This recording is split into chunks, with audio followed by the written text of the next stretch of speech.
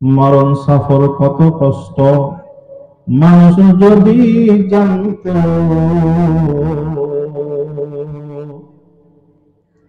ঘর সংসার ছেড়ে দিয়ে শুধু ওই যন্ত্রণায় কাঁদত। লা ইলাহা ইল্লাল্লাহ, জোরে ইল্লাল্লাহ, লা ইলাহা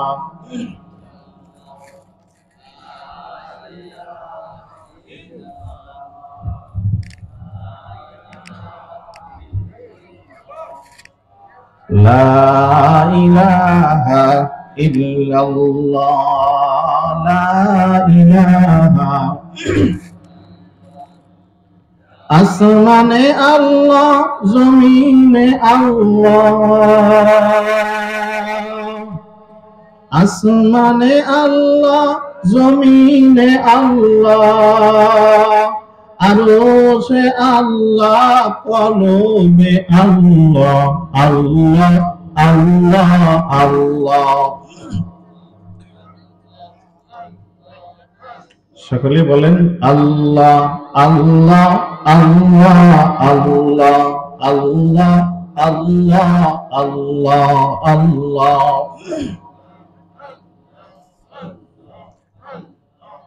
উঠিতে আল্লাহ, বসিতে আল্লাহ, বলেন উঠিতে আল্লাহ, বসিতে আল্লাহ, চলিতে আল্লাহ, ফিরিতে আল্লাহ, আল্লাহ আল্লাহ আল্লাহ আল্লাহ আল্লাহ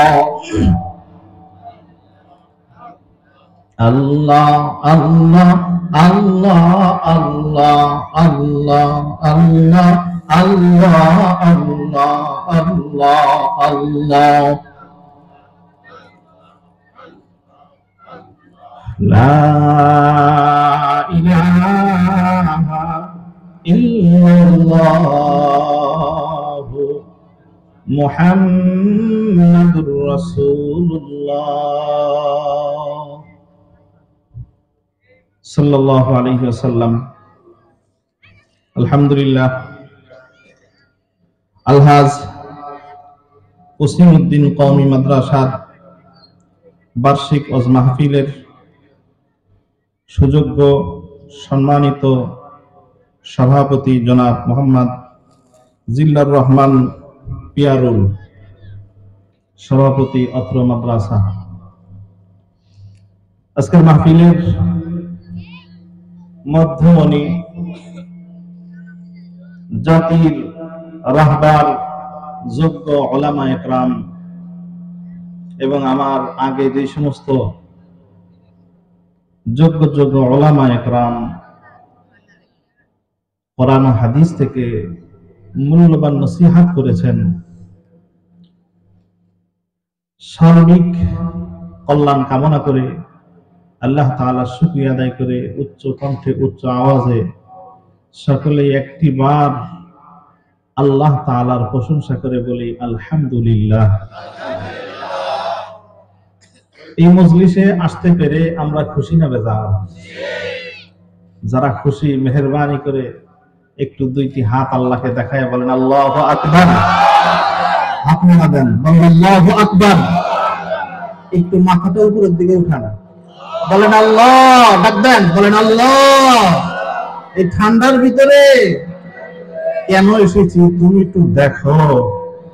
ও মালিক, তাকায় দেখো, তোমাকে পাওয়ার জন্য আমরা এসেছি। আমাদেরকে খালি হাতে কাউকে ফিরাইয়া দিও না। বলেন আমিন। আরো জোরে বলেন আমিন। আল্লাহ পাক রব্বুল আলামিন আমাদেরকে 100 বার ঠিক যে আল্লাহ আমাদেরকে ভালোবাসেন। বলেন আলহামদুলিল্লাহ। বলেন না আল্লাহ আমাকে ভালোবাসেন। বলেন, বুকে হাত দেন দিয়ে বলেন আল্লাহ আমাকে ভালোবাসেন। টানতেছে হালকা একটু।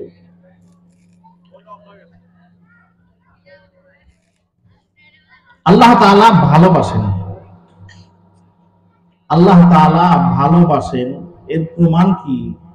এর প্রমাণ হলো আল্লাহ তাআলা এই কঠিন শীতের ভিতরে এখানে যে আমরা বসছি, বসার কারণে ভালো খানা, ভালো টাকা পয়সা দিবে এরকম কোন অফার আছে নাকি? কথা বলেন, এরকম কোন অফার নাই।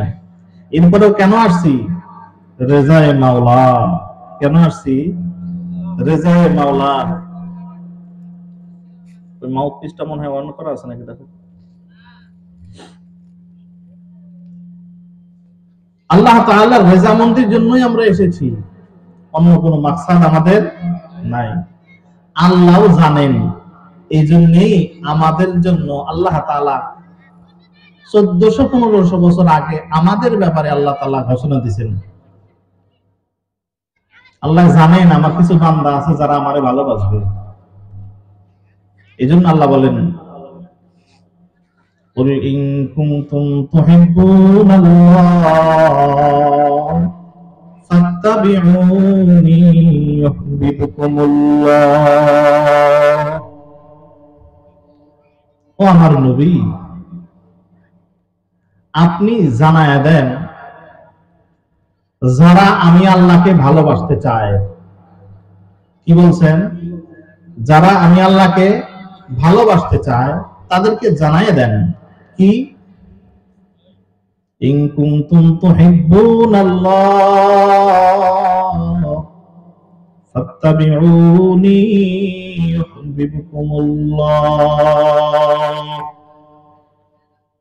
ও আমার দোস্ত, একটু জানায় দেন যারা আমি আল্লাহকে ভালোবাসতে চায়, যারা আমি আল্লাহকে মুহাব্বত করতে চায়, তারা যেন আপনি নবীকে মুহাব্বত করে, ইত্তেবা করে। বলেন সুবহানাল্লাহ। এখন বলেন তো আল্লাহ তাআলা কেন ভালোবাসার কথা বললেন? অন্য কথাও তো বলতে পারতেন, যারা আমাকে মানে, যারা আমাকে মানতে চায়। এখানে ওই কথা না বলে ডাইরেক্ট বলছে ভালোবাসার কথা। এর কারণ হলো দুনিয়ার সবচেয়ে পাওয়ারফুল মেডিসিন হলো ভালোবাসা। কি কথা ঠিক না বেঠিক? জোরে বলেন ঠিক না বেঠিক? কোটি টাকার মালিক বাবায়, মেয়েও তো কোটি টাকার মালিক, কিন্তু দরিদ্র তরকারির ব্যবসা করে, ওর ছেলের সঙ্গে ভালোবাসার পাওয়ারে বের হয়ে হিজরত করে যায় কি যায় না? কেন? ভালোবাসার তো পাওয়ার কেন?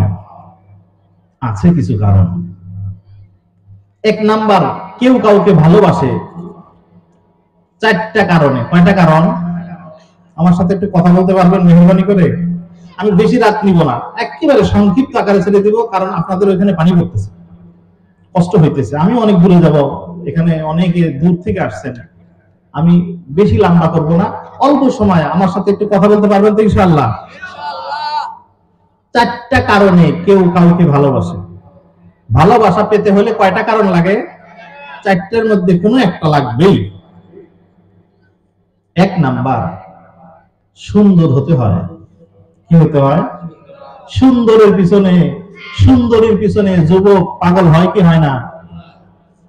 তা মেয়ে, যুবতী মেয়ে দাঁড়িয়ে আছে, যুবকরা পাশে আছে, কোনো আওয়াজ নাই, কিন্তু একটা খবর আসছে এইখানে যে মেয়েটা দাঁড়িয়ে আছে ও বিশ্ব সুন্দরী, ও কঠিন সুন্দরী। এটা বলুন তো, যুবকরা তার আশেপাশে যাবে কি যাবে না? তার প্রেমে পড়বে কি পড়বে না? 1 নাম্বার গেল। 2 নাম্বার, কণ্ঠ। আমাদের আবাবিল শিল্পী গোষ্ঠীর কণ্ঠ শুনে অনেকে তাদের প্রেমে পড়ে না? আপনারা তো তাদের প্রেমে পড়ে গেছেন, মুহাব্বতে আটকে গেছেন, ভালো লেগে গেছে। তো কণ্ঠের কারণে ভালোবাসা। 1 নাম্বার কি বলেছি? সৌন্দর্য। বলেন তো আল্লাহ চাইতে সুন্দর আর কেউ আছে? একটু জোরে বলবেন। আল্লাহ কত সুন্দর! আল্লাহ পাক রব্বুল আলামিন ডাক দিয়ে হয়, হাবিব, তোমার বান্দারা তো বুঝে না, জানে না। ওই যুবক যেমন যুবতীর খবর না জানার কারণে, যুবক যেমন যুবতীর খবর না জানার কারণে আশেক হইতে পারে না, যখন খবর পায় ঠিক তখন আশেক হয়ে যায়। আমি আল্লাহর খবর, সৌন্দর্যের খবর সব মানুষ জানে না, কিছু মানুষ জানে। যারা আমার খবর জানে ওরা পাগল হয় আর বলে, ওরে আমার মাবুদ রে, কেমনে যেন পাবো আমি তোমারে। এই জন্যই তো ঘুরি আমি মাহফিলের ময়দানে। কিছু বান্দা আছে যারা আল্লাহর পাগল, এই মানুষগুলো আল্লাহর প্রেমে পাগল হয়ে যায়। এ আমার মহাব্বতের ভাইরা, মহাব্বতের বাবাজিরা, কিছু মানুষ আছে কণ্ঠের পাগল। ওরা যদি আমার মাওলার কণ্ঠের আওয়াজ পাইতো, ওরা পাগল হইতো না, পাগল হইতো না। ওরা মুসা পয়গম্বরের মতো বেহুশ হইয়া তুর পাহাড়ে যেমন সব জ্বালায় দিয়েছিল।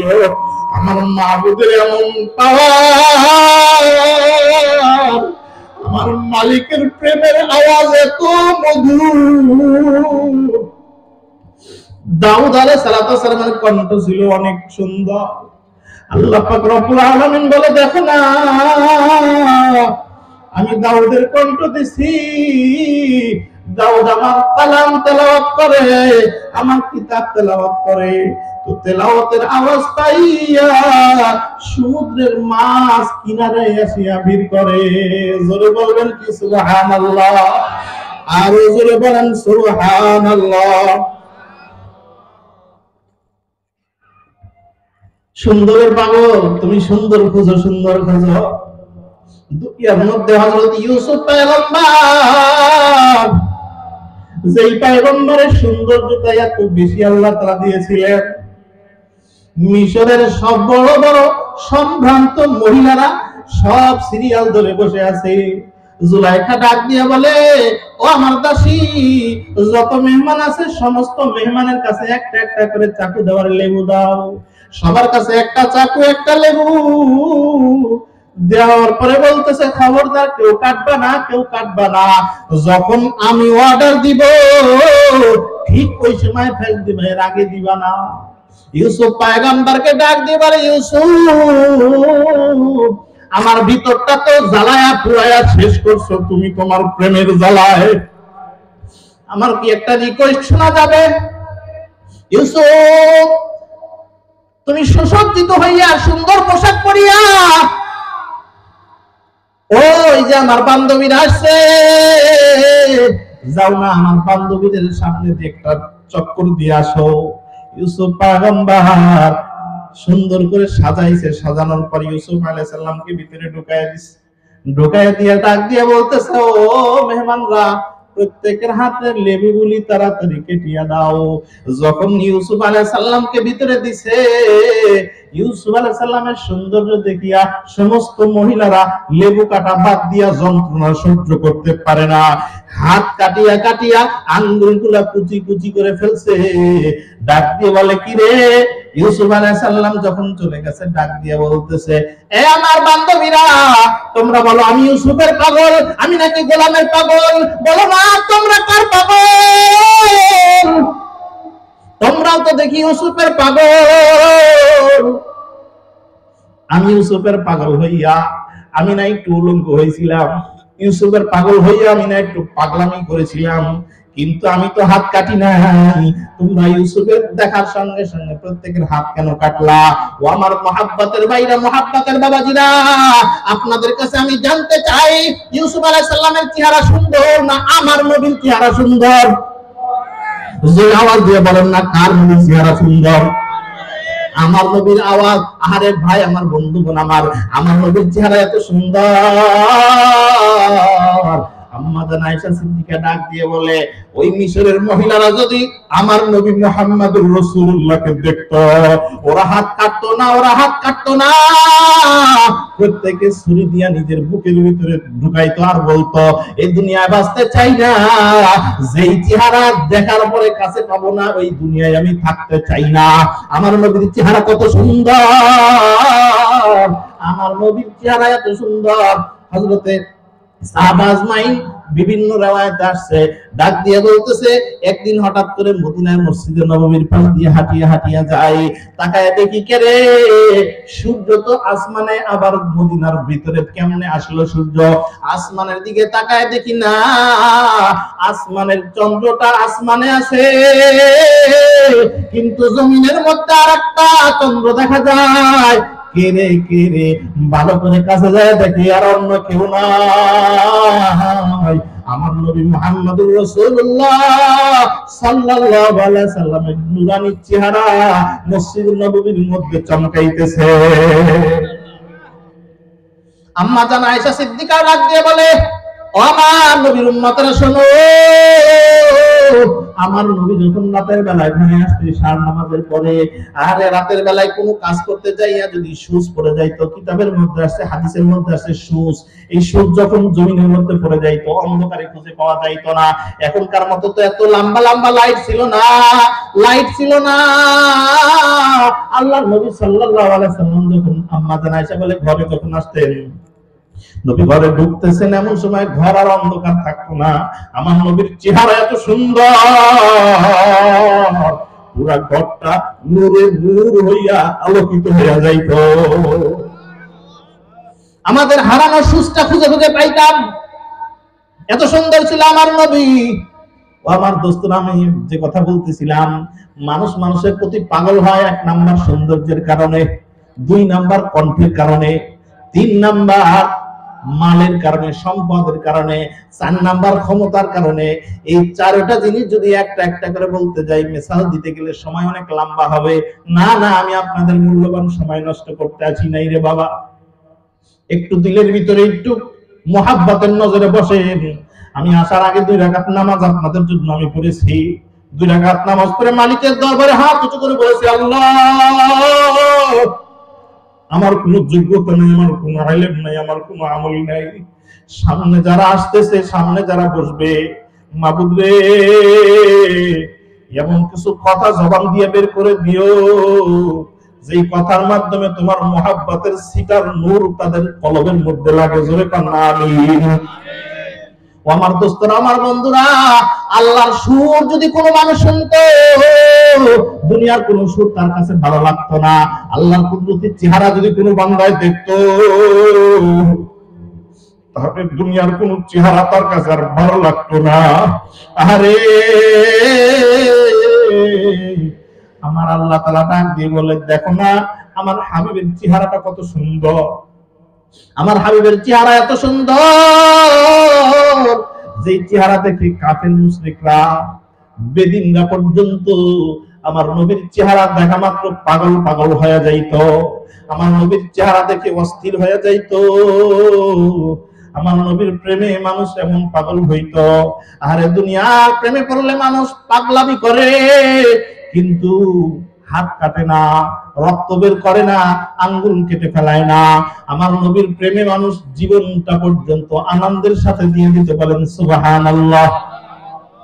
আল্লাহ নবীর এক সাহাবী, আরে সাহাবী মারা গেছে, স্ত্রী জীবিত আছে, মাঝে মাঝে নবীর বাড়িতে যায়, আল্লাহর নবীর বাড়িতে যায়, যায় খেদমত করে। কি খেদমত করে? বাসার কাজ কাম করে দেয়, আর মাঝে মাঝে আল্লাহর নবীর চেহারার দিকে তাকায়। আল্লাহর নবীর চেহারা দেখে যখন ওই আম্মা জান মহিলা সাহাবিয়া যখন বাড়িতে যাইতেন, বাড়িতে যাওয়ার পরে তার একটা নির্দয় নিষ্ঠুর একটা সন্তান ছিল, যুবক সন্তান, মাকে মারার জন্য একটা চাবুক রেখেছে। যখন মা নবীর দরবার থেকে, নবীর বাড়ির থেকে বের হয়ে নিজের বাড়িতে আসে, তো সন্তান মায়ের পিঠ বরাবর চাবুক দিয়ে শুধু পিঠায় আর পিঠায়, এমন পিঠা রক্তাক্ত করে ফেলে। মার খাইয়া পরে আবার নবীর দরবারে যায়। একদিন, 2 দিন যাইতে যাইতে যাইতে যাইতে আল্লাহর বান্দি একদিন আল্লাহর নবীর দরবারে যায়, বলতেছে, ইয়া রাসূলুল্লাহ, ইয়া হাবিবাল্লাহ, আমার বাড়িতে আমার একটা সন্তান আছে, যে যুবক সন্তানটা প্রতিদিন আপনার কাছে আসার কারণে আমাকে চাবুকে আঘাত করে, আমার পিঠ যদি দেখাইতে পারতাম আমার পিঠের এমন কোনো জায়গা নেই যে এখানে চাবুকের আঘাত হয় নাই। ওগো আল্লাহর নবী, আমি তো আর সইতে পারি না, আমার সন্তানের জন্য যদি একটু দোয়া করতেন গো নবী। এবার আল্লাহর নবী ডাক দিয়ে বলে, মহিলা আমার সঙ্গে সঙ্গে হাত উঁচু কর। আল্লাহর বান্দা আমার নবী, আপনার নবী, মায়ের নবী দু হাত উঁচু করে ডাক দিয়ে বলতেছে, আসমানের মালিক আল্লাহ, আমার এই উম্মত, আমার এই মহিলা সাহাবী মার সহ্য করতে পারে না, কিন্তু আমার মহাব্বতও তার দিল থেকে সরাইতে পারে না। আল্লাহ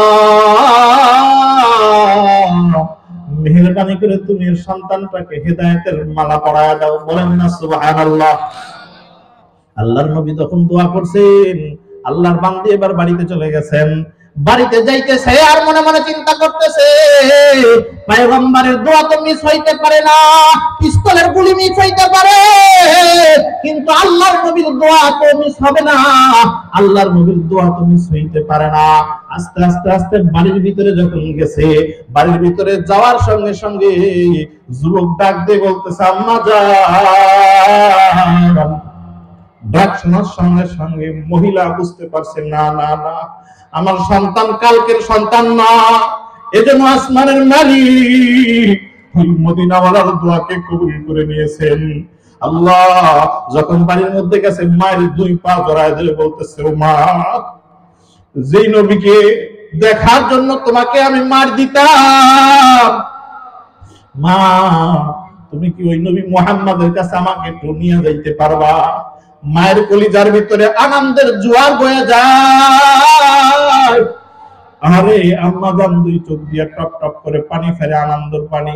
মালিকের দরবারে একটা সিজদা দেয় আর বলো, মালিক তুমি তোমার নবীর কথা শুনেছো, আমার ছেলেকে তুমি তোমার জন্য কবুল করে নাও। জোরে কানা আমিন। আল্লাহর বান্দা মহিলাটাকে নিয়া, মহিলা তার সন্তানটাকে নিয়ে আল্লাহর নবীর দরবারে গেছে। নবীর দরবারে যখন গেছেন, ওই সময় আল্লাহর নবী সাল্লাল্লাহু আলাইহি সাল্লাম যুবকরে দেখিয়া মহিলার দিকে মুস্কি মুস্কি হাসতেছেন। কাছে আসছে, নবীর সাথে মুসাফাহা করেছে, কালেমা পড়ে মুসলমান হয়ে গেছে। মুসলমান হওয়ার পরে এখন ডাক দিয়ে বলতেছে, ওগো আল্লাহর নবী, বলেন না এখন আমার কি করণীয়? আল্লাহর নবী ওই সময় খন্দকের যুদ্ধের ময়দানে যাওয়ার জন্য, একটা অন্য যুদ্ধের ময়দানে যাবে, এই যুদ্ধের ময়দানে যাওয়ার জন্য মানুষকে তাশকিল করতেছেন। ছোট বাচ্চাদেরকে নিবেন না, মহিলাদেরকে নিবেন না, বাচ্চা চলবে না, নওজোয়ান চলবে, তাও আবার নওজোয়ান সব নওজোয়ান চলবে না, ট্রেনিং প্রাপ্ত নওজোয়ান হওয়া লাগবে, যার নামাজ কালাম সব জানা আছে, যার কালেমা জানা আছে, যার কোরআন তেলাওয়াত জানা আছে। এই সুন্দর প্রোটেকশন ওয়ালা সাহাবী যারা, তাদেরকে নিয়ে আল্লাহর নবী যাবেন। কিন্তু এই নবীর এই সাহাবী নতুন সাহাবী, তো কোনো ট্রেনিং নাই, কিচ্ছু জানে না। আল্লাহর নবীকে ডাক দিয়ে বলো, আল্লাহর রাসূল, আমাকে কি একটু নেওয়া যায় না? একটু কি জিহাদের ময়দানে আমাকে শামিল করা যায় না? আল্লাহর নবী বলে, না না, তোমার তো নেওয়া যাবে না। এক পর্যায়ে মহিলা ডাক দিয়ে বলতেছে, ও আল্লাহর রাসূল, এটা আপনার দোয়ার ফসল, আমি চাই আমার কলিজার টুকরা সন্তান আপনার সঙ্গে যাও। লম্বা কথা, আমি বড় কথা বলতে চাই না, যে কথা বোঝানোর জন্য বলতেছি। এক পর্যায়ে আল্লাহর নবীকে রাজি করে ফেলছে। নবী এবার তাকে উত্তর জবাব দিয়ে দিছে, ঠিক আছে যাও, অনুমতি দিয়ে দিছে। আল্লাহর নবীর সঙ্গে একই উটের ভিতরে ওই যুবকটা যাইতেছে, আল্লাহর নবীর সামনে, আর ওই যুবকটা পিছনে, নবীর পিছনে বসেছে। চলতেছে, যাইতে যাইতে যাইতে যাইতে যুদ্ধ যখন চলছে, আল্লাহর নবী নিজেও যুদ্ধ করতেছেন, সাহাবীরা যুদ্ধ করতেছেন। এমন মুহূর্তে কোন সময় ধাক্কা লাগিয়া জোরে লাফ দেওয়ার কারণে যুদ্ধের ময়দানে চলতে চলতে যুবক, তো অনভিজ্ঞ যুবক, কোন সময় উটের পৃষ্ঠ থেকে জমিনের মধ্যে পড়ে গেছে, খবর নাই। জমিনের মধ্যে যখন পড়ে গেছে, এবার চতুর্দিক থেকে ঘোড়ার দাবরানির আওয়াজ, পায়ের সঙ্গে লাগিয়া শরীরটা ছিন্ন বিচ্ছিন্ন হয়ে তার কোনো চিহ্ন আর নাই, শহীদ হয়ে গেছে। যুদ্ধ যখন বিরতি দিয়ে দিয়েছে, যুদ্ধ শেষ। এখন আল্লাহর নবী বলতেছে, কই গো লাশগুলি, শহীদদের লাশগুলি একত্রিত করো। শহীদের লাশ তালাশ করতে করতে সব লাশ যখন আনছে, একটা লাশের খবর পাওয়া যায় না, জীবিত নাই, মৃত্যু নাই, খবর কি? অনেক সময় পরে তালাশ করে দেখা যায় তার কিছু অঙ্গ প্রত্যঙ্গ, তার পেট, তার মাথা, এটা এদিক সেদিক পড়ে আছে। অনুমান করতেছে এটা অনেক আগেই শাহাদাত বরণ করেছে। আল্লাহর নবী সাল্লাল্লাহু আলাইহি সাল্লাম যুদ্ধ শেষ করে যখন এবার লাশগুলাকে দাফন করিয়া রওনা দিয়েছেন মদিনার দিকে, যাইতেছেন মদিনার দিকে, আল্লাহর বান্দা ওইদিকে মহিলার কাছে খবর চলে গেছে আজকে যুদ্ধ শেষ। আল্লাহর নবী সাহাবীদেরকে নিয়ে মদিনার মধ্যে ঢুকতেছে। মহিলা আল্লাহর বান্দি সকালবেলা ওই মদিনার মরুভূমির মধ্যে যাইয়া দাঁড়ায় আছে। আমার নবী আসবে আর আমার নবীর সঙ্গে আমার পরিজাত টুকরা সন্তান আসবে, ওই চিত্রটা না জানি কত আমার ভালো লাগবে। একটা চিত্র আমার দিলের ভিতরে ভালো লাগছে, যখন আমার নবীর কাছে রিকোয়েস্ট করার পরে আমার সন্তান নবীর উটের পৃষ্ঠে উঠে আমার নবীর সঙ্গে যখন যায়, ওই যাওয়ার চিত্রটা ওই মায়ের কাছে অনেক আনন্দ লেগেছিল। গতকালকে যেই মা সন্তানের হাতে মার খেয়েছিলাম, আজকে ওই সন্তান নবীর সঙ্গে জিদ্দায়ের ময়দানে যায়, মায়ের কলিজাটা মরে গেছে। আরে আজকে অপেক্ষা আছে আমার সন্তান নবীর সঙ্গে গাজী হয়ে বাড়িতে ফিরবে। তাকায় আছে কই কই। অনেক সময় পরে দেখা যায় ওই তো মদিনার মধ্যে একটা উটের বহর আসতেছে, উট আসতেছে। তাকায় দেখে এটা তো আমার দরদের নবী, মায়ার নবী মুহাম্মদুর রাসূলুল্লাহ সাল্লাল্লাহু আলাইহি সাল্লামের চেহারা মোবারক দেখা যায়। আস্তে আস্তে যখন কাছাকাছি আসছে, কাছাকাছি আসার পর মহিলাকে দেখে আল্লাহর নবী দিলটা যেন কেমন উতাল পাতাল শুরু হয়ে গেছে। নতুন কলিজার টুকরা সন্তান আমার কাছে দিয়েছিল, তো শাহাদাত বরণ করেছি, কেমনে আমি খবর দেই। আল্লাহর নবী ওই মহিলার কাছে যখন কাছাকাছি চলে আসছে, ডাক দিয়ে মহিলা বলতেছে, ও আল্লাহর নবী, আমার সন্তান কই, আমার সন্তান কই। আল্লাহর নবী বলে, তোমার সন্তান কই? এই খবরটা আমার পরে আবু বকর আসতেছে। আল্লাহর নবী জবান দিয়ে আল্লাহর নবী বলতে পারে নাই, মা কষ্ট পাবে, কষ্ট পাবে। এই জন্য বারবার আল্লাহর নবী কথা কাটায় কাটায় চলে যায়, হিকমত করে করে চলে যায়। এক পর্যায়ে বলতেছে, ও বুড়ি, আমার পরে আবু বকর ঘোড়া আসতেছে, আবু বকর আসতেছে, আবু বকর এই খবরটা ভালো তোমাকে দিতে পারবে। আল্লাহর নবী যখন চলে গেছে, কিছুক্ষণ পরে তাকায় দেখতেছে ওই মদিনার মধ্যে আবার কে যেন ঘোড়ার ধুলা উড়ায় দিয়া, ঘোড়ার ধুলা উড়ায় দিয়া দিয়ে আসতেছে। একেবারে কাছাকাছি যখন আসছে, তাকায় দেখে হযরতে ওমর। হযরতে ওমর আল্লাহর বান্দিকে তাকায় দেখে, হায় হায়, এ তো ওই যুবকের মা, যে যুবক নতুন মুসলমান হয়ে আমাদের সামনে গিয়েছিল। কি ব্যাপার, এই মহিলা কেন দাঁড়িয়ে আছে? আমার আগে তো আল্লাহর নবী চলে গেছে। ডাক দিয়ে বলতেছে, ও বুড়ি, কেন দাঁড়িয়ে আছো? বলে, আমি আমার সন্তানের খবর নেওয়ার জন্য দাঁড়িয়ে আছি। কেন হাবিবে কিবরিয়া মুহাম্মদ আরবি কি তোমার সন্তানের খবর জানাই নাই? বলে, না না না, হাবিবে কিবরিয়া দরদের নবী তো আমার সন্তানের কথা কিছু বলে নাই। আমাকে বলছে আবু বকর আসতেছে, আবু বকর তোমার সন্তানের খবর জানাই দিবে। বলো আমার সন্তান কোন কাফেলার মধ্যে, কোন উটের ভিতরে, কোন ঘোড়ার উপরে আছে? হযরত খলিফাতুল মুসলিমিন আবু বকর সিদ্দিক, উনিও যেন পেরেশান হয়ে গেছেন, কি বলবো কি বলবো। আল্লাহর নবী যেহেতু বলেন নাই, আমি আবু বকর তো খবর দিতে পারি না। আবু বকর ডাক দিয়ে বলতেছে, সন্ধ্যা হইতে হইতে তোমার সন্তান মদিনার মসজিদে হাজির হয়ে যাবে। আল্লাহু আকবার। কিন্তু ঘটনা আরেকটা পেশ খেয়ে গেছে, যার ব্যাপারে আল্লাহ পাক রব্বুল আলামিন আয়াত নাযিল করেছেন। আবু বকর সিদ্দিক, আবু বকর সিদ্দিক, আবু বকর সিদ্দিক সত্যবাদী। আরে আমার আজকে সত্যবাদীতে মনে হয় লাল কালি লেগে যায়, কারণ ও তো মারা গেছে, ও সাহাবী তো মারা গেছে, কেমনে আসবে, খবর তো নাই। কি বললাম কি বললাম, কি করলাম কি করলাম, বেহুশ হয়ে যাইতেছে। এক পর্যায়ে আস্তে আস্তে আস্তে আস্তে মসজিদের নববীর ভিতরে মনটা খারাপ করে বাড়িতেও যায় নাই, বিবির সাথেও দেখা করে নাই, মনের ভিতরে অশান্তি। না জানি আমি আবু বকর হাসরের ময়দানে মিথ্যাবাদীর কাতারে আমার দাঁড়াইতে হয় নাকি। বারবার দিলের ভিতরে ধাক্কা আসে। ও আমার দোস্তরা, আমার বন্ধুরা, আজকে আমার ভিতরে কত গুনাহ। আমার কলিজার টুকরা যুবক বাবাজিরা, রাতের বেলায় যখন ঘরের দরজা বন্ধ করে দিয়া, তোমার ঘরের জিরো লাইটটা দিয়া, লেপের ভিতরে, কম্বলের ভিতরে, মোবাইলের মধ্যে তুমি যখন অশ্লীল ছবি দেখো রে বাবা, তখন আমার আল্লাহ কিন্তু আরো সেনা, আমার আল্লাহ কিন্তু দুনিয়ার অন্য কোন জায়গায় না।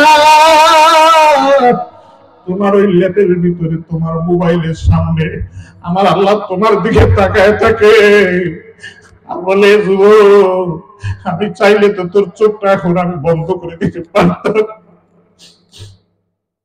এই যুবক, উলঙ্গ বেহায়াপনা অশ্লীল ছবি দেখতেছ, আমি চাইলে এখন তোমার কাছে আজরাইল পাঠাইতে পারি।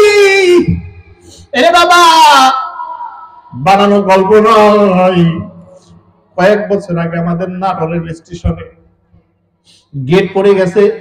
আল্লাহর এক বান্দা যুবক কানের ভিতরে হেডফোন লাগায় গান শুনতেছে, হঠাৎ করে এমন জোরে আঘাত খাইছে, ট্রেনের বাড়ি খাইয়া জমিনের মধ্যে পড়ে সাথে সাথে মারা গেছে। মারা যাওয়ার পরে যখন লাশের কাছে গেছে, আরে কানের ভিতরে হেডফোনটা এখনো আছে। বের করে যখন আরেকজন কানের ভিতরে গেছে, দেখে হিন্দি গান চলে। আমার যুবক বাবাজিরা, বলো না আজরাইল কি তার গানের আওয়াজ পায় নাই? আমার যুবকরা কত বলো, পাইছে কি পায় নাই? আমি মৃত্যুবরণ করার সময় যদি আমি অশ্লীল ছবি দেখতেছি এমন খবর হয়, এই বাবা, আজকে সকালের ঘটনা, আমার মসজিদের সভাপতি সাহেব ফোন দিয়ে বলতেছে, হুজুর আমি আজকে জুমায় থাকতে পারবো না। রাতের বেলা আমার ভাবি যান ঘুমাইছিলেন, কিন্তু সকালে আর উঠতে পারে নাই। সকালে মাইকে ঘোষণা হয়ে গেছে, অমুকের মা অমুক আজকে দুনিয়ায় আর নাই। আর এই মসজিদের কাটলিয়া মসজিদে আছে, আমাকে এখানে দাওয়াত দিয়ে আপনারা আনছেন রে বাবা, দাওয়াত ছাড়া আমি আসি নাই। কিন্তু আপনার বাড়িতে এমন একটা পালকি যাবে, যেই পালকি দাওয়াত লাগে না রে ভাই, দাওয়াত লাগে না, বিনা দাওয়াতের মেহমান হয়ে যায়।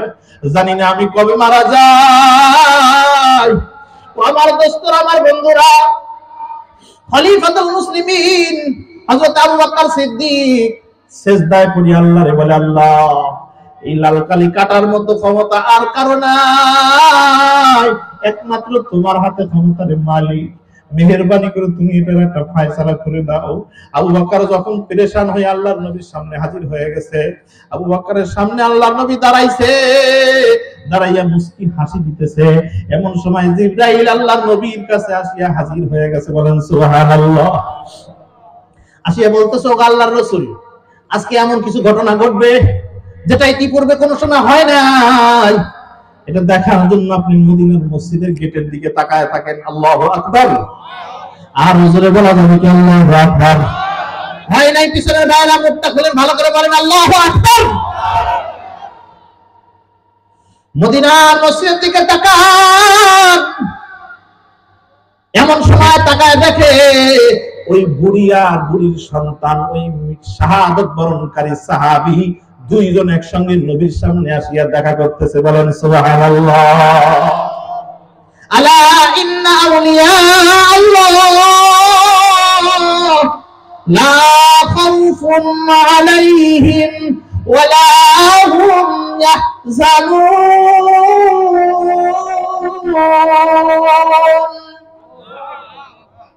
ও আমার মুহাব্বতের ভাইরা, মুহাব্বতের বাবাজিরা, ওই মালিকের সাথে যদি কারো সম্পর্ক হয়, ওই মালিক যদি আপন হয়, আরে মরা গাদা তাজা হয়, মরা মানুষ তাজা হয়, আসমান জমিন হয়ে যায়, জমিন আসমান হয়ে যায়। ও আমার মুহাব্বতের ভাইরা, মুহাব্বতের বাবাজিরা, যদি মালিককে রাজি করাইতে পারো, তোমার মালিক তো তোমার কাছে এসে মুসাফা পর্যন্ত করবে। আল্লাহু আকবার। মাঝে মাঝে আল্লাহ তাআলা বান্দার আশিক হয়ে যায়। আল্লাহ বান্দার আছে কয়, বান্দা আল্লাহর আছে কয়। হইতে হইতে এমন একটা পর্যায়ে হয়ে যায় রে বাবা, আল্লাহ তাআলা হাবিবে কিবরিয়াকে ডাক দিয়ে বলে, ও মদিনার নবী, যাও না ওই রাজশাহীর ময়দানে যাও, দেখো আমার এক আছে, আমার জন্য পাগল হয়ে গেছে, আমি তো পর্দার কারণে তার কাছে যাইতে পারি না, তার সাথে মোলাকাত করতে পারি না।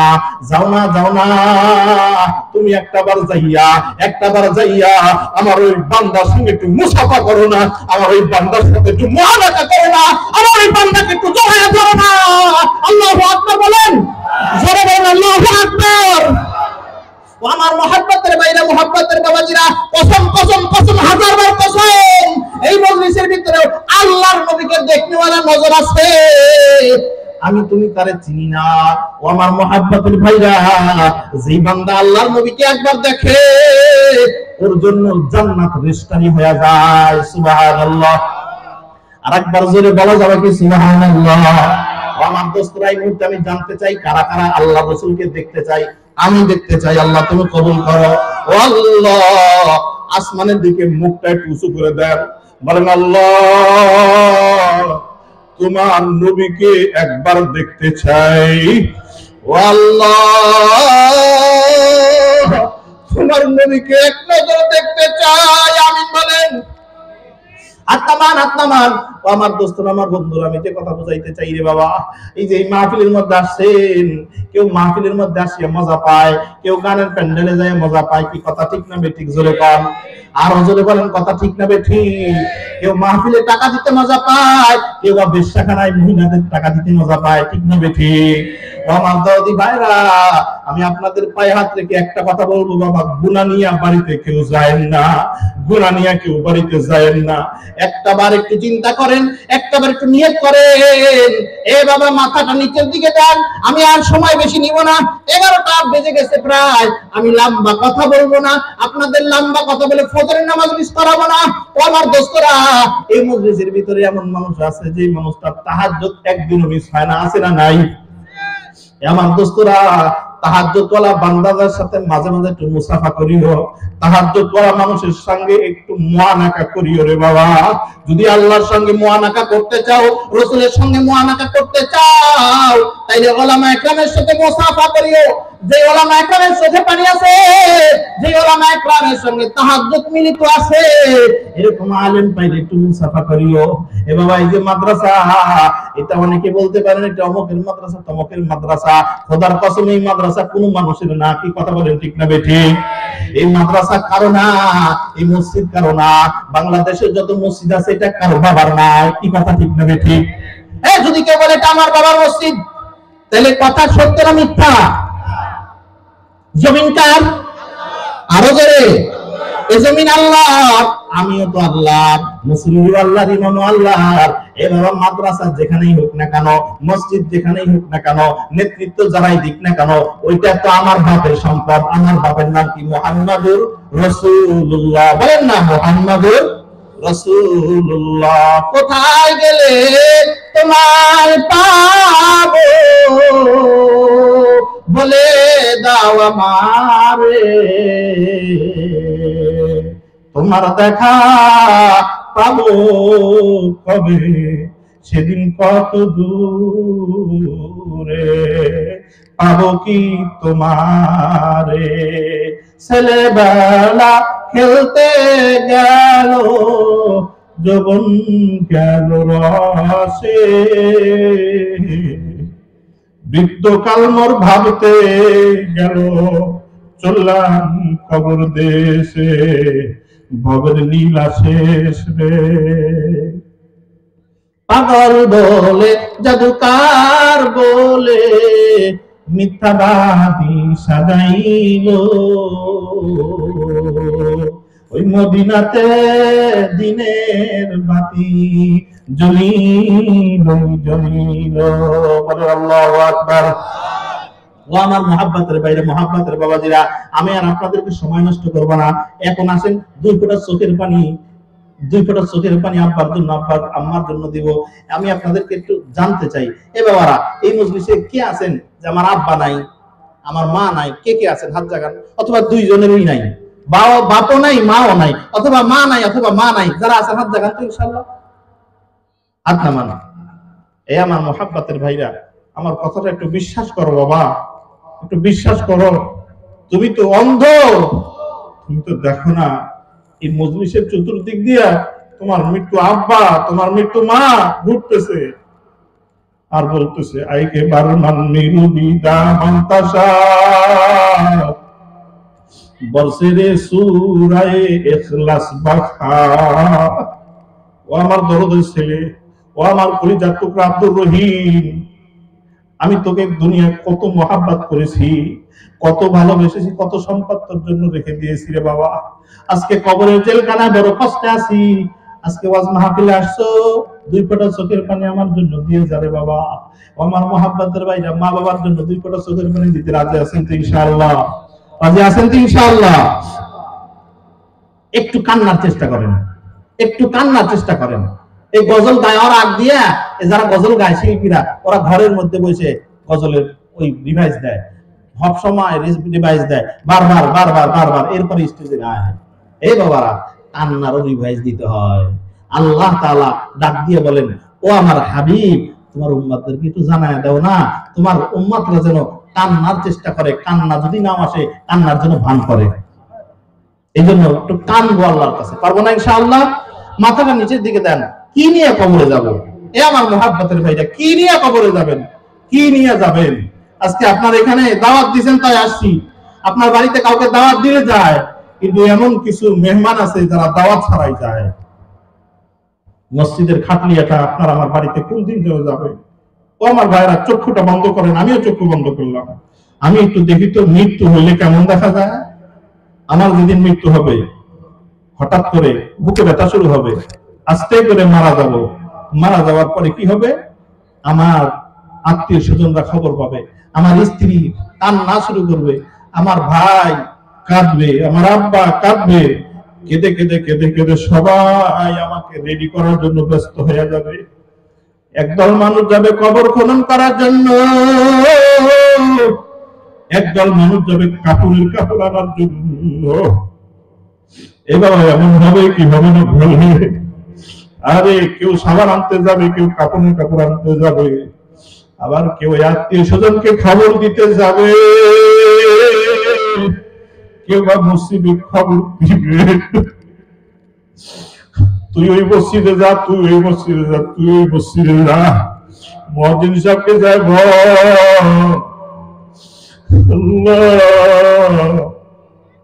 ওই মুফতি নাজমুল হুদা আর ইন্তেকাল করেছে, তার জানাজা অমুক সময় হবে। আল্লাহ এই বছরে যখন সব মসজিদে দিয়ে দিবে, এবার আমাকে যারা চেনে তারা তো খবর পাই আস্তে আস্তে যাওয়া শুরু করবে। আমার বাড়িতে আমাকে গোসল দেওয়াবে। মুর্দা ব্যক্তি নিজের ভাষায় বলে, ওই সময় আমিও বলবো, যারা গোসল দেওয়ায় তাদেরকে বলবো, ওরে আস্তে আস্তে আমার গায়ে সাবান লাগায়, আমার শরীরে লাকি দিও না, আমি যেদিন দুনিয়া ছাড়িব, তোমরা যেন কেহ কাঁদিও না। আমি যেদিন দুনিয়া ছাড়িব, তোমরা যেন কেহ কাঁদিও না। ওই আস্তে আস্তে আমার গায়ের পানি ঢালিও, শরীরে আঘাত দিও না। আমি যেদিন দুনিয়া ছাড়িব, তোমরা যেন কেহ কাঁদিও না।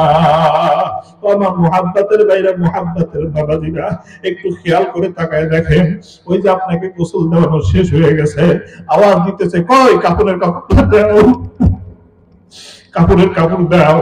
এবার কাপড়ের কাপড় দিয়ে দিবে, কাপড়ের কাপড় খাটলিয়ার ভিতরে বিছায় দিবে, খাটলির ভিতরে সুন্দর করে 3 কাপড় বিছায় দিবে। আরে 2টা চাদর, একটা জুব্বা, বিছায়া দিয়া, এবার আপনাকে আমাকে একটা কাপড় দিয়া, চাদর দিয়া ওই খাটলিয়ার ভিতরে শোয়া দিয়া একটা কুর্তা যেটা ওটা উপর দিয়া উঠায় দিবে, নিচ দিয়া কাপড়ের নিচ দিয়া যে চাদর ছিল ওটা হটাইয়া দিবে। এবার সাদা মার্কিন কাপড়ের প্যাকেটটি আল্লাহ বুকের কাছে একটা বান্ধব দিবে, পায়ের কাছে একটা বান্ধব দিবে, মাথার কাছে একটা বান্ধব দিবে। আরে ওই যে তাকায় দেখো, আমার বাড়িতে আমার বড় বোন আসতেছে, কাঁদতে কাঁদতে আমার লাশের কাছে এসে হুমড়ি খেয়ে পড়বে। আমার ছোট বোনটা কাঁদতে কাঁদতে আসবে, আরে আমার আত্মীয় স্বজন গুলি কাঁদবে আর ঢুকবে, আমার ছোট ভাই আমার লাশটা ধরিয়া চুম্বন দিবে, ভাই তুমি আমারে তুই কোথায় যাও? ওদিকে আমার সন্তান, 4 বছরের সন্তান আসবে, আমার খাটলিয়ারটা ধরবে। ও আমার মোহাব্বতের বাইরে, মোহাব্বতের বাবাজিরা, কে কার আগে চলে যায় বলা যায় না। তুমি তোমারটা চিন্তা করো, আমি আমারটা চিন্তা করি। ও আমার পর্দার আলামের মা বোনেরা, যেই ঘরের ভিতরে তোমাকে আল্লাহ সুন্দর শাড়ি পরায়া, লাল শাড়ি পরায়া কত সুন্দর করে তোমাকে ঘরের নতুন বউ বানায় ঢুকাইয়া রে মা, ওই ঘরের থেকে আল্লাহ সাদা শাড়ি পরায়া চিরদিনের জন্য তোমাকে কিন্তু বিদায় দিয়া দিবে। 2 ফোঁটা চোখের পানি ছাড়িয়া কান্দো। ও আমার দরদের ভাই, আমার দরদের মোহাব্বতের ভাইরা, আরে আস্তে আস্তে আস্তে আস্তে আমাকে বাড়ি থেকে বিদায় দিবে। এবার খবর দিয়া দিল, দাও ও মুফতি নাজমুলের মা কই, আসো তোমার সন্তানকে জীবনের শেষবারের মতো দেব। আমার ওই মোহাব্বতের বিবিকে ডাক দেওয়া হবে, এই দেখো তোমার স্বামীকে জীবনের শেষবারের মতো বিদায় দাও। আজকে যখন আমি আপনাদের উদ্দেশ্যে রওনা দিতেছিলাম, আমি আমার মায়ের কাছে বিদায় দিলাম, বিবির কাছে বিদায় দিলাম। তারাই কথা চিন্তা করবে আর বলবে, মাহফিলে যাওয়ার সময় প্রতিদিন অনুমতি নিয়ে যাইতো, বিদায় আদায় নিয়ে যাইতো। আজকে এমনই একটা বিদায়, যেই বিদায়ের কোন ভাষা নাই। আল্লাহ একটু ডাক দেন, আল্লাহ জবানটা খুলে একটু ডাক দেন, বলেন আল্লাহ আল্লাহ আল্লাহ। ও আমার দোস্তরা, আমার বন্ধুরা, আস্তে আস্তে বাড়ি থেকে যখন বের করে নিয়ে যাবে, আরে যেই গেট দিয়ে দিনের বেলা কতবার ঢুকছে না বের হয়েছে, আজকে জীবনের শেষবারের মতো বের হবে না, আর কোনোদিন ঢোকাঢুকি নাই। আস্তে আস্তে যখন আমাকে নিয়ে ওই জানাজার ময়দানে নিয়ে দাঁড় করাবে, সারি সারি সবাই কাতার সোজা হয়ে দাঁড়ায় যাবে, আমার লাশটাকে সামনে নিয়ে। এবার আমার আব্বা জীবিত আছে, আমার আব্বা সবার সামনে বলবে, ও এলাকাবাসী, আমার এই মুফতি নাজমুল হুদার ব্যবহারে যদি তোমরা কেউ কষ্ট পেয়ে থাকো, তোমরা আল্লাহর রাস্তায় মাফ করে দাও। আমার সন্তানের বিদার বেলায় তোমরা আর কেউ বাধা রাখিও না। আরে আমার ছোট ভাই বলবে, ও আমার এলাকাবাসীরা, আমার বড় ভাইকে মাফ করিও।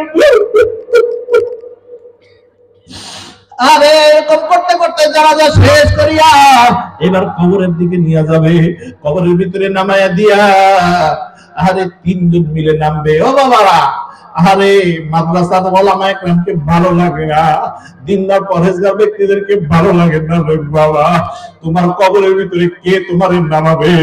বিড়িখোররা তোমার লাশটা নামাবে, বেনামাজিরা তোমার কবরে নামবে। ও আমার বাবাজিরা,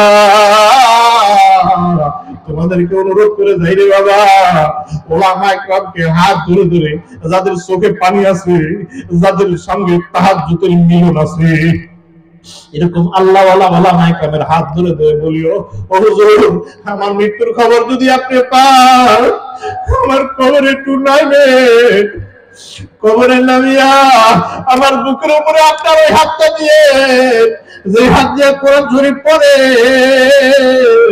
ওই হাতটা আমার বুকের উপর রাখিয়া বিসমিল্লাহি ওয়া আলা মিল্লাতি রাসূলিল্লাহ বলে বিদায় দিয়ে, ও আমার দরদের ভাই, ও আমার দরদের মুহাব্বতের বাবাজিরা, এই মজলিসের ভিতরে তাকায় দেখো, সবার চোখ দিয়ে টপ টপ টপ টপ করে পানি পড়ে। আমার আল্লাহর কাছে এই মজলিসটা না জানি কত ভালো লাগতেছে রে বাবা। আল্লাহ আল্লাহ, আর সময় নষ্ট করবো না রে ভাই, এক্ষুনি দোয়া করবো। এইবার আপনাদের কাছে আমার একটা দরখাস্ত নেব, সুদ দিয়ে আর গুনাহ করিও না, মোবাইল দিয়ে আর গুনাহ করিও না। তুমি যখন মোবাইল ধরিয়া টিপো, ওই সময় কিন্তু আমার আল্লাহ বলে ওয়ানাহু আকরাবু ইলাইহি মিন হাবলিল ওয়ারিদ। হে বান্দা, আমি কিন্তু তোর মায়ের চাইতে বেশি কাছে, আমি তোর বন্ধুর চাইতে বেশি কাছে, আমি আল্লাহ তোর সাহাবাদের চাইতেও বেশি নিকটে। হে বান্দা, কার ভয়ে কি করো? আমাকে একটু ভয় করো না, আমার দিকে একটু তাকাও না, আমি তো তোর দিকেই তাকায় আছি। আল্লাহ আল্লাহ, ও আমার মা বোনেরা, যখন জেনা করো, আমার আল্লাহ কিন্তু তোমার দিকে তাকায় থাকে, তোমার দিকেই তাকায় থাকে। তুমি যখন জেনা করো ওই সময় তোমার দিকেই তাকায় থাকে। আমার যুবক বাবাজিরা, যখন জেনা করেন ওই সময় কিন্তু আল্লাহ আপনার দিকে তাকায় থাকে, আমার দিকে তাকায় থাকে।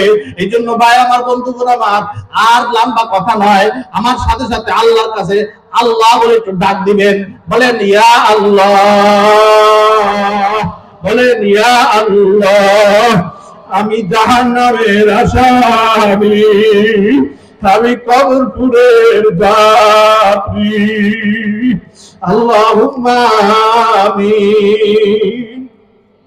মনোরাত করেন আল্লাহুম্মা আমিন। হাত উঠাইলাম গো আল্লাহ তোমারই পাক দরবারে, মাফ করিয়া দাও গো খোদা দয়ার নবীর খাতিরে। আমরা পাপী, আমরা তাপী, আমরা সবাই গুনাহগার, না করিয়া দাও গো খোদা তুমি মোদের পরওয়ার। ও আমার দরদের আল্লাহ, তাকায় দেখো, মজলিসের অধিকাংশ মানুষের চোখ দিয়ে টপ টপ টপ টপ করে পানি পড়ছে। রব্বুল আলামিন, এই মজলিসের ভিতরে কান্নাওয়ালা মানুষ আর না কান্নাওয়ালা মানুষ আছে। আল্লাহ, পানের দোকানদাররা পান বিক্রি করার সময় বড় বড় পানগুলি সাইডে দেয়, আর ওই ছোট ছোট পানগুলি মাঝখানে দেয়। বোটা গুনিয়া গুনিয়া সব একই দামে বিক্রি হইয়া যায়। আল্লাহ, আমার এই মজলিসের ভিতরে দুই শ্রেণীর মানুষ আছে। ইয়া আল্লাহ, একটা শ্রেণীর মানুষের চোখ দিয়ে টপ টপ করে পানি পড়ে, আর এক শ্রেণীর মানুষের চোখে পানি নাই। রব্বুল আলামিন, কান্নাওয়ালা মানুষের সাথে না কান্নাওয়ালা মানুষকেও কবুল করিয়ে নেন। আয় আল্লাহ, এই মজলিসটাকে আপনি কবুল করিয়ে নেন। আল্লাহ, এই মাহফিলের আয়োজন যারা করছে তাদেরকে কবুল করিয়ে নেন। ইয়া আল্লাহ, অনেক অনেক দূর থেকে, সেই নাটোর থেকে অনেকে কষ্ট করে আসছে। আল্লাহ, দয়া মেহেরবানি করে সবাইকে তুমি কবুল করিয়ে নাও। ইয়া আল্লাহ, মহল্লাবাসীকে কবুল করিয়ে নাও। ইয়া আল্লাহ, মহল্লাবাসী যে সমস্ত গোরস্থান আছে, কবরস্থান আছে, আল্লাহ ওই সমস্ত কবরস্থানের মানুষগুলো আজকে তো হাউ হাউ করে কাঁদতেছে। আল্লাহ, তাদের আমলনামার ভিতরে সওয়াব দিয়ে দাও। রব্বুল আলামিন, এই মাদ্রাসার যিনি প্রতিষ্ঠাতা, আয় আল্লাহ, আলহাজ কসিমউদ্দিন সাহেব আজ দুনিয়ায় নাই। আয় আল্লাহ,